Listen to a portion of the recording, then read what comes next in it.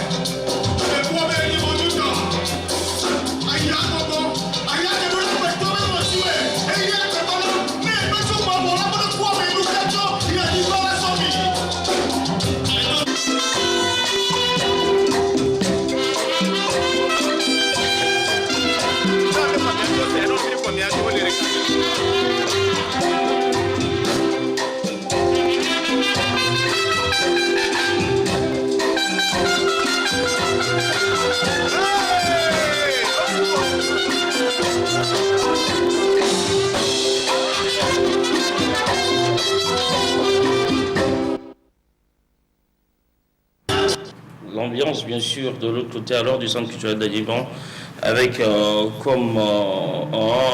c'était l'apothéose de la recherche de l'identité musicale togolaise.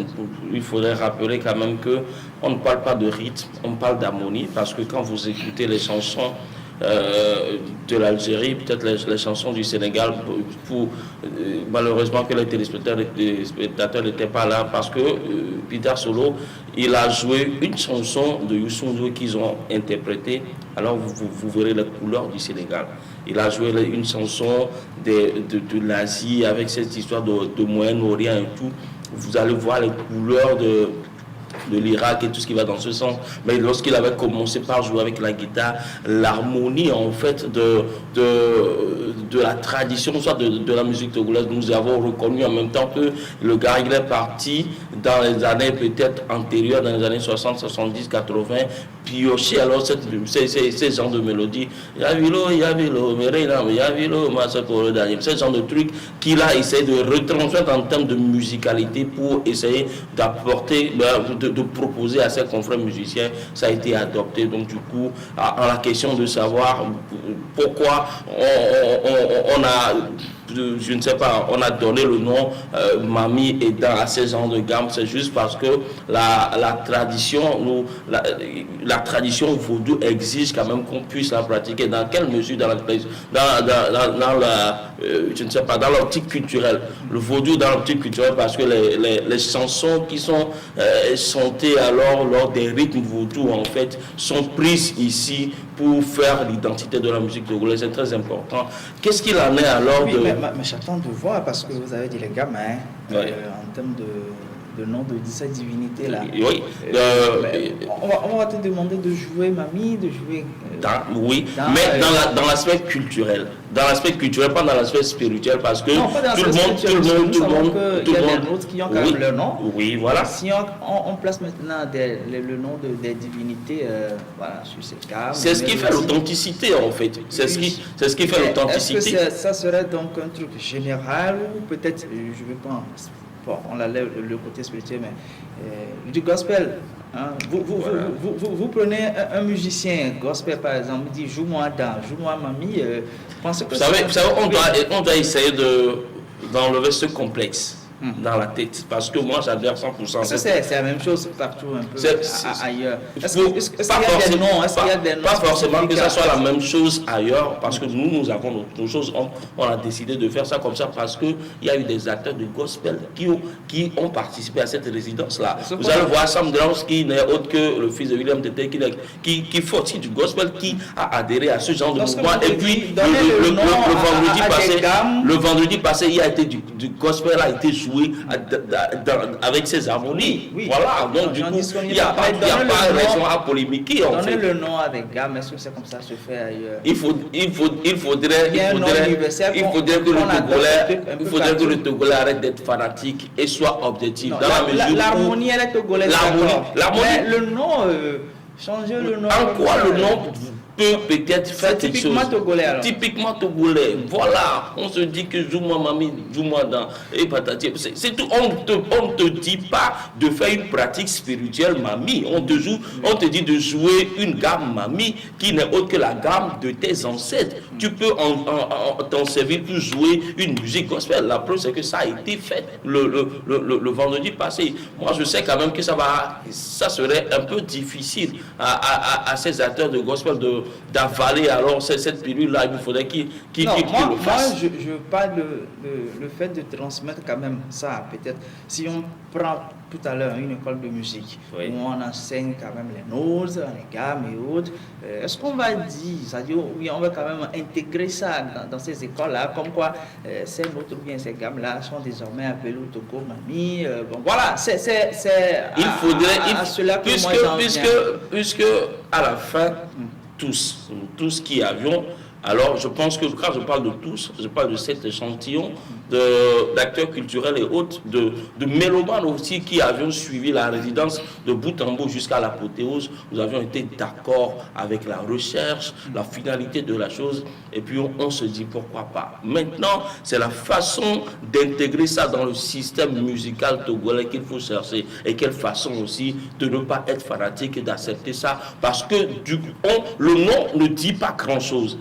Quand vous faites ça d'une façon peut-être spirituelle, libre à vous. Donc c'est ça. En fait, et puis il a expliqué que les gens ont toujours tendance à diaboliser le vaudou. Le vaudou, c'est notre culture en fait. Donc du coup, il ne faut pas forcément que je puisse peut-être faire quelque chose en tant d'atteindre spirituellement ou soit négativement. C'est pas ça. On parle de rites qui sont joués dans les pratiques vaudou. On ne parle pas forcément des paroles. Pas forcément de paroles, pas forcément d'incantation. On va parler sur ce terrain. C'est juste, attends, c'est juste l'harmonie qu'on prend pour en faire une musique togolaise qu'on propose à tout le monde et qu'on se dise aujourd'hui que le Togo a retrouvé son identité culturelle. Oui. On n'a pas besoin de polémiquer dessus. Peut-être que je vais m'expliquer à nouveau. Si on prend le Zouglou en Côte d'Ivoire, nous savons que dans toute musique ivoirienne, on ressent quand même cette harmonie Zouglou là, que ce soit transformé en coupé décalé, il y a quand même la base Zouglou et autres musiques. Mais on n'a quand même pas donné des noms à ces gammes-là.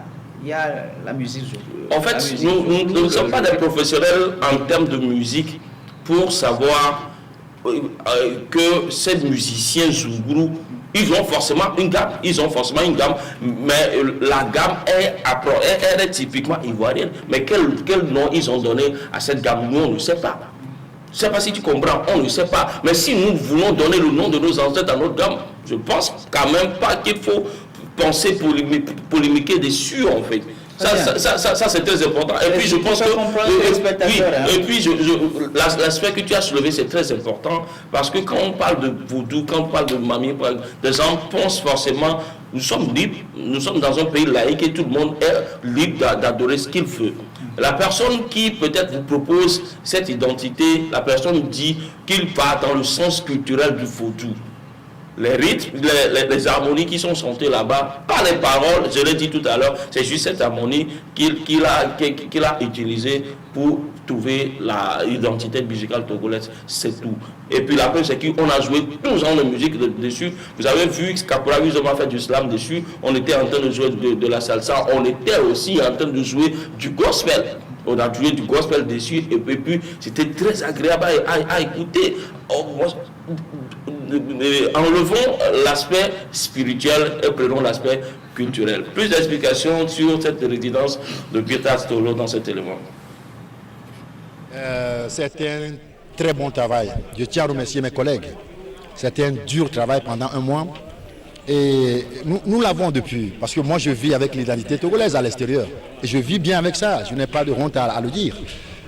Donc l'amener et partager avec mes collègues, c'est une bonne chose. Je crois qu'à partir d'aujourd'hui, nous pouvons dire on est prêt à contribuer aussi à l'économie de notre pays. C'est très important que la culture contribue à l'économie de ce pays.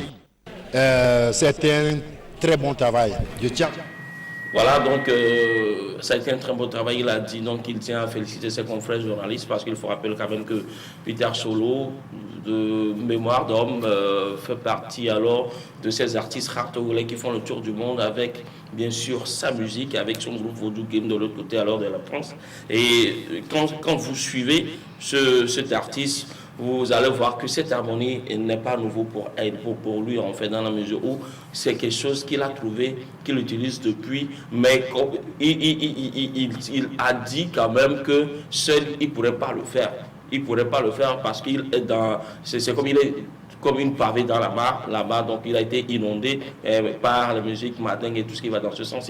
Il a besoin de ses confrères togolais qu'on puisse relever cette identité, qu'on puisse se dire que cette musique vient aussi du Togo. C'est très important. Comment vendre alors cette musique? Et puis parlons aussi de l'aspect spirituel et culturel de l'harmonie musicale togolaise. Bien sûr, les éléments de réponse dans cet élément, dans cette vidéo. Voilà. Le vent à l'extérieur, c'est juste composer et faire la musique comme je le fais. Je compose des chansons et j'ai des labels. Et comme ma musique est particulière, il y a une harmonie, il y a une gamme, il y a une identité. Il y a un nom sur cette identité-là, le vaudou, qui est connu partout dans le monde, qui est connu plus que le Togo. Donc ce vaudou, nous devons la promouvoir. Et je parle du vaudou dans sa dimension culturelle, pas dans sa dimension initiatique ou spirituelle, mais dans sa dimension culturelle. Et nous sommes les fils de ce pays. Et nous devons approprier cette dimension culturelle du vaudou, puisque le vaudou est connu. Donc nous parlons du vaudou, nous allons vivre du vaudou, ben, nous allons valoriser le vaudou, qui est notre identité, et composer des morceaux dans cette gamme. Ça va être différent des Sénégalais, des Maliens, des Maghrébins, des Égyptiens, pardon, les Asiatiques par exemple aussi. Donc c'est un marché qui a besoin de diverses identités. Nous serons présents dans ce marché international. Ben, le vent dans l'extérieur, c'est juste composer et faire la musique. Voilà, donc nous serons présents dans ce marché. Je pense qu'avec ce que j'ai dit, il vient alors d'apporter une explication assez large par rapport à ça. Le marché est déjà là, il faudrait quand même que le Togo puisse trouver son identité. Quand le Togo arrive à trouver son identité, les artistes togolais pourront essayer d'aller faire du spectacle live sur des festivals hors du pays. Je le mentionnais. Je pense que c'était le vendredi, soit le lundi passé, que l'acte 12 de FEMUA sera effectif du 7 au 12 septembre prochain. Mais de mémoire d'homme, il n'y a que les Toufan en 2015 qui ont fait du live sur ce festival, alors que le FEMUA fait partie, soit est le plus grand festival ouest africain. Donc du coup, quand on arrive à voir des Med Games, des Papa Wemba, son âme, des Kofi Olomide sur ce festival, on pourrait peut-être voir aussi des artistes togolais, ce qu'il en manque. Donc forcément, on se dit, parce que lorsque moi je parlais avec l'aîné Eugène Atigan, il me disait que dans les années 95 et 2000, lorsqu'ils envoyaient les maquettes des artistes togolais à l'étranger par rapport aux propositions de festivals, ça a été rejeté parce que les festivaliers disent quand même qu'il n'y a pas une authenticité dans ce qu'ils font. Heureusement, il a dit que 20 ans après, Peter Solo l'a découvert. Il faudrait quand même qu'on puisse essayer d'aller dans cette logique. Bien sûr, cette résidence a été organisée par la Fédération togolaise de musique, coiffée par M. Ariel Dassalou, qui nous donne ses impressions. Nous n'avons pas créé une identité, si je peux le dire. Nous avons juste révélé l'identité musicale togolaise, puisque nos aînés ont une manière de chanter.